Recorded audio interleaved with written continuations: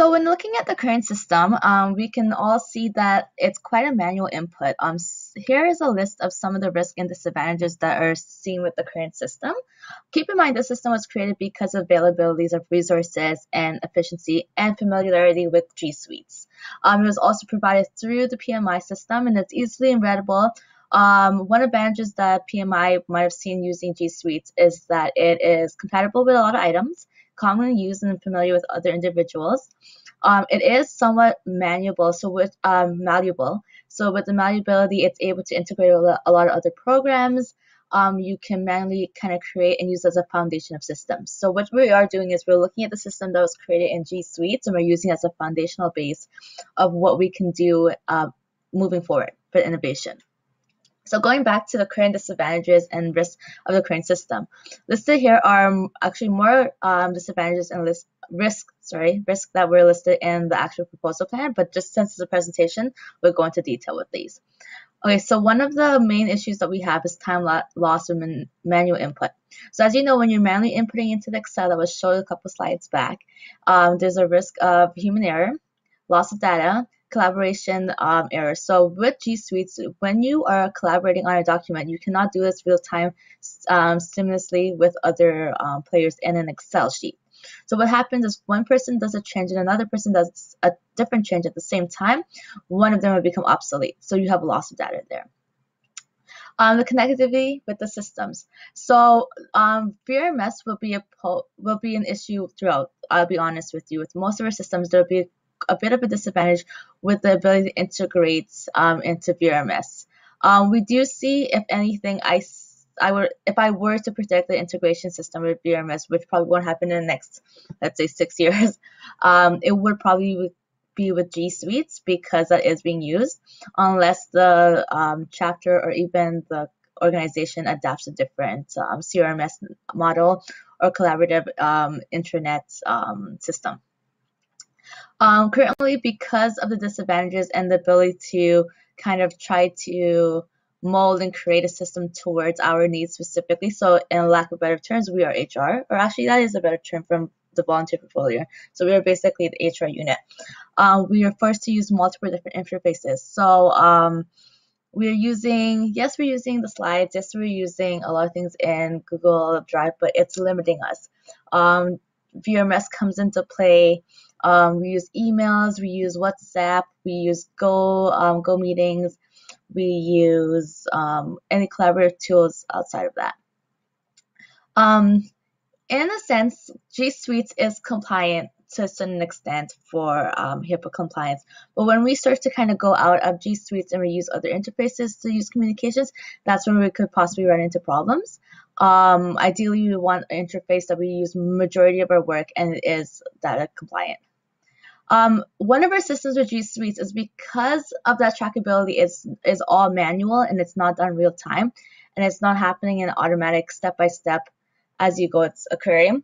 There's a lack of transparency.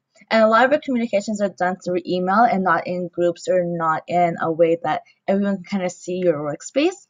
That reduces the transparency of the team and it doesn't create a clear vision of the workflow process. And it also does decrease organization because we don't know what everybody else is really doing. Not necessarily in the sense of we just need to know how the resources are allocated among team members and what is pulling their time away from certain activities. Where do they have different commitments from? What are some things that may be overlaying, especially when we are looking at the objective of trying to create bigger initiatives. We do want to make sure that our smaller initiatives and other sectors are not overlapping, where we can be important players to each other in collaborating and sharing information. We have a decrease of analyst capabilities. Yes, there is Google Analytics that we can tap into, correct. But we have to optimize the system, first of all, to kind of create that data for us to optimize those tools.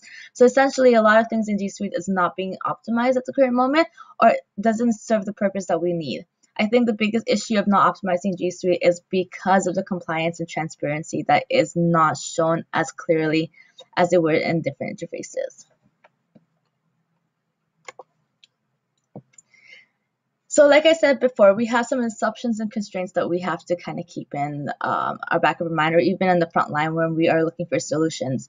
Some of the assumptions and constraints that we really have to focus on here is the cost-effective solution. So therefore, because we are a volunteer base, as said in the previous slide, we do not really have a budget. We are looking at something very affordable, something that is either free or minimal cost to each member or to our portfolio.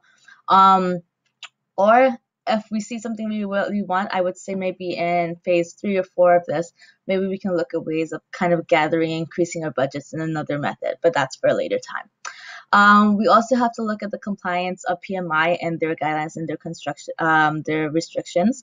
We have to make sure that whatever we propose or whatever we are implementing, even if it's as a pilot, is compliant with the system, therefore would not receive ridicule and jeopardize the organization anyway and jeopardize our liability.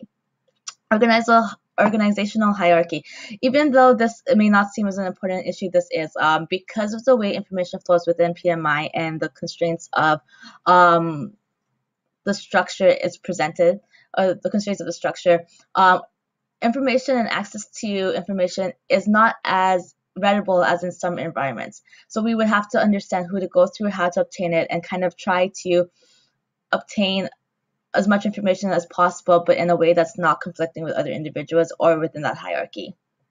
Available resources. Going back to what's available to us. So we have G Suites available, we have BRMS system available, everything else is kind of just based on our volunteers and us pooling and optimizing our resources that way. So our volunteers are our biggest assets. Therefore, we have to understand and see what our pool of volunteers, at least within the PMI, within the volunteer Toronto chapter, what they have and how we can pull that together and optimize that, and then kind of go into the chapter and then outwards into the national. Like I said, back in, we're a volunteer-based organization. There's constraints with that and assumptions that everyone is available 24/7. They wouldn't be able to give as much dedication as they were as per se a full-time job or even their families. So you have to keep in constraints, keep an understanding of those constraints, and then also the organization base. It's fluid when it comes to keeping volunteers. I know one larger initiative that we wanted to focus on through BEV was volunteer retention, which I understand the issue for it. So singularity in processes. So the assumption is, and the constraint is, that there isn't a singularity in processes. Everybody's kind of allowed to do whatever they want, which is fine. It's a growing pattern. It's a great method of determining and test running and dictating a good process for overall organization without doing the pre-planning stage, essentially. So it's a quick and common shortcut that a lot of organizations do. So assessment of resources.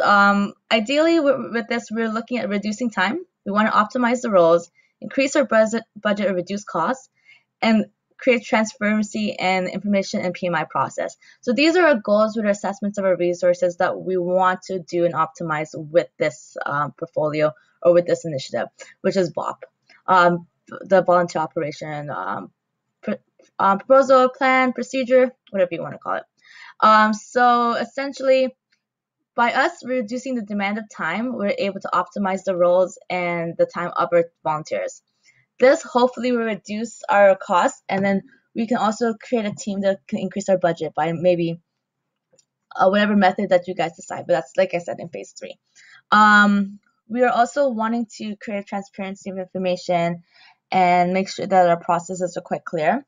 We can do this through our process SOPs. We can do this for information technology. We can use this from resources. I think that transparency would allow a strong efficiency along with the integrations and the changes that are planned to be done. So the goal of revamping the process is to secure tracking to prevent loss, reduce transparency among tasks, increase transparency among tasks, develop easy collaboration platforms, create an all-inclusive database, and create a system to support larger initiatives.